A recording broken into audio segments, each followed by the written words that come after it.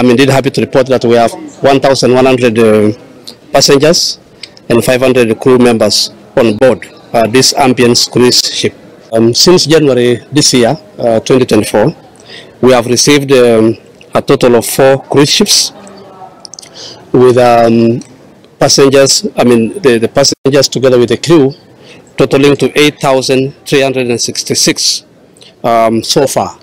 And therefore this goes along to explain or to indicate that Kenya is one of the prime cruise ship destinations in Africa.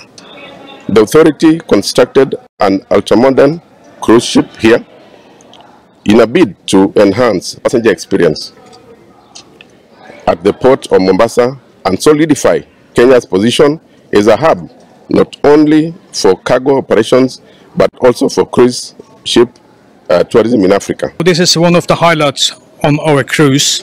We are on a 132 days cruise around the world, and lots of our guests are already off the ship, start to explore what it's on offer, both what's nearby, and also we have people going overnight tours in Kenya. Over the next 2 days we'll be traveling around and seeing the marine park and the